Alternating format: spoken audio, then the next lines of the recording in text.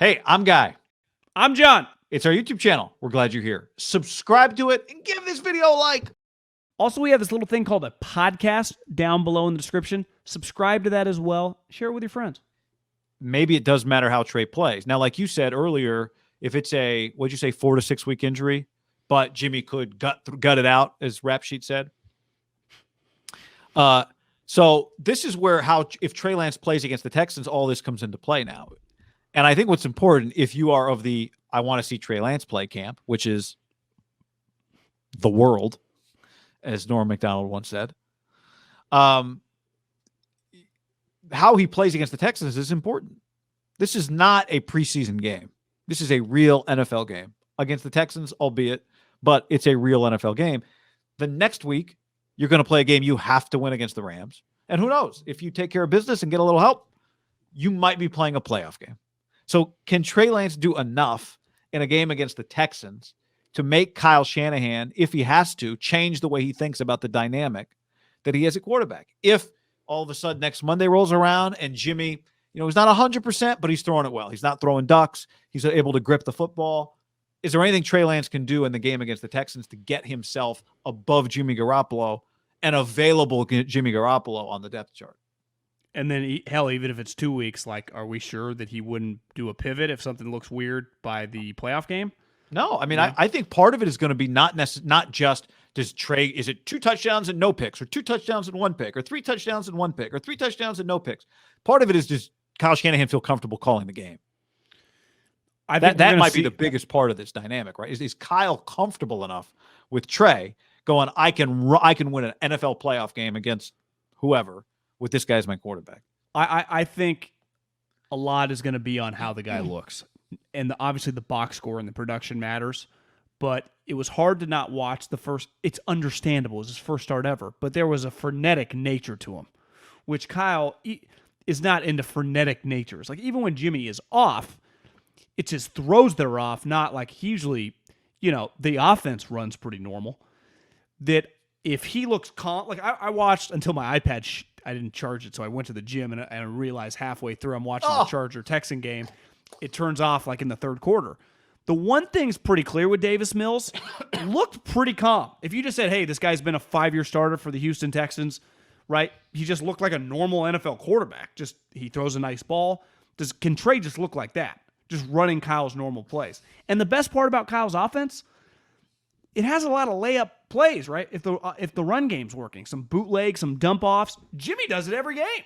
The little boot and you just kind of dump it off, or the delayed fullback or tight end goes right about it and you just dump it off. And then on top of that, just some basic slant routes that those guys get so many yards after the catch. There is a lot of stuff to be very quarterback friendly.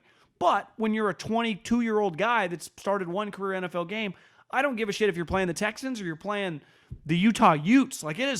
It's an intense environment, and he doesn't, we talked about it on yesterday's pod. He doesn't have that much experience to go, so I think what gives Kyle the biggest insecurity might be the wrong way to put it, but just unknown to feel super confident about it is he just doesn't know. Yeah. And it goes back, not even just what the defense is going to do, but what his own guy's going to do. And there is a level of he knows what Jimmy's going to do beside the occasional when he's off the picks. And that's when he wants to kill him on the sideline. But for the most part, I even think with some of the picks, there's been a couple times I think he said Jimmy just went to the wrong guy. And there have been some picks that he just airmails, right? I don't think always his airmail pick is the wrong decision. It just doesn't go in the right direction. And to me, that's where Kyle's big on, which I actually think something he's going to have to do and adapt to is bro, Belichick and Andy don't control everything. You need to there's got to be a balanced big picture, and it's something that he's going to have to mature into as a coach. Because part of watching the Josh Allen game, which is ultimately the reason they got Trey, is for some of the stuff outside of the context. Brian Daboll didn't coach Josh to do some of that shit. It was just remarkable, extraordinary, $150 million guaranteed type plays. And I think Sean McDermott's a good example of, now he's not the offensive play caller, but he's an old school, tough guy, defensive guy. And he empowers that, right? And clearly, they did a good job. And obviously, Josh is in a different stratosphere given his reps in the NFL. But like I do think there's going to be a learning process with Kyle and Trey. Just naturally, when you're a good athlete, there's a little bit like, let me cook, Yeah.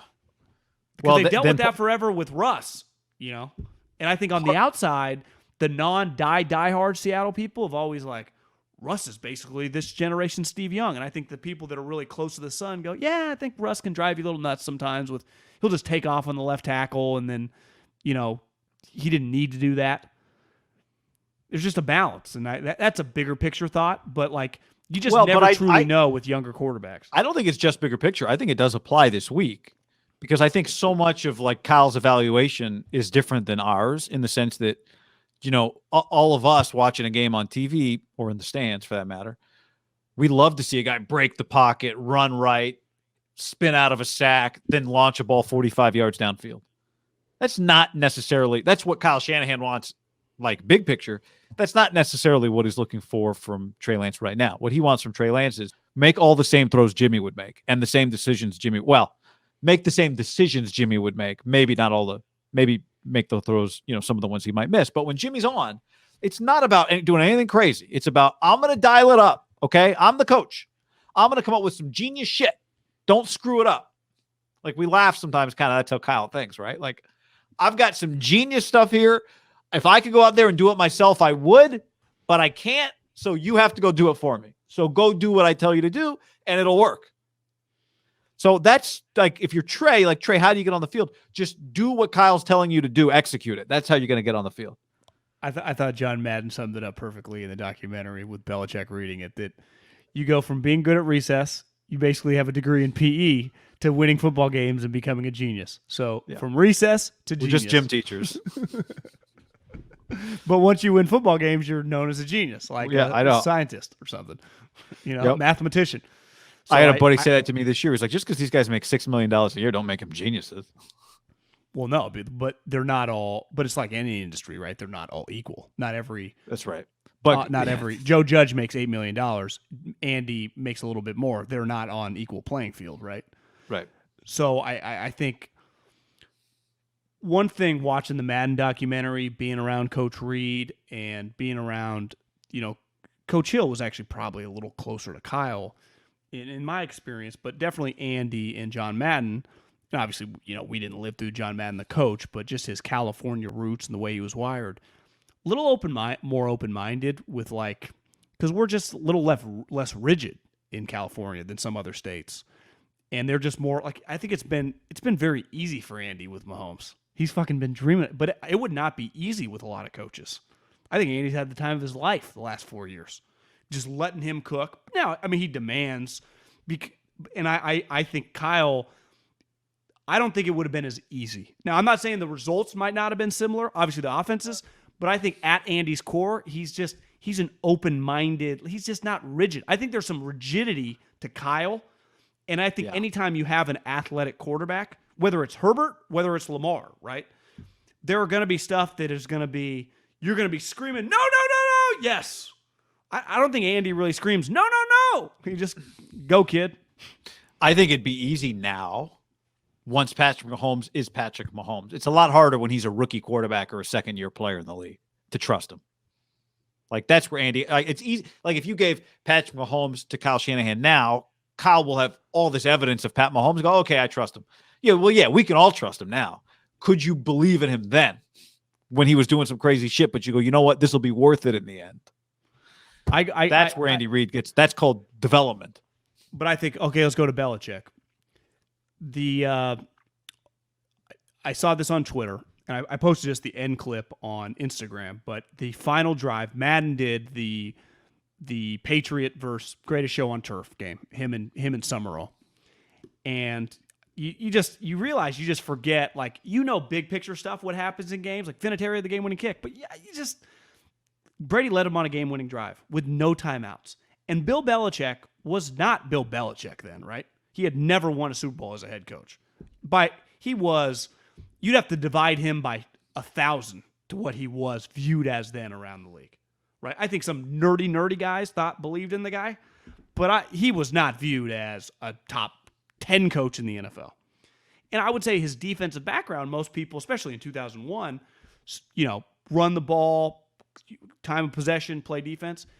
His quarterback, who, Brady was essentially a rookie because he didn't play his rookie year, he was a second-year guy, so the equivalent of Mahomes. They didn't have any timeouts, so he let him drive the field. And he pushed the envelope, and he got him into field goal range. And even Madden said on the broadcast, I would kneel this thing and play for overtime. And I think conventional wisdom, that would have done that. But Belichick, defensive-minded guy, stiff guy, kind of played balls to the wall. And it'll be interesting. We'll never know. We've seen Kyle with Jimmy.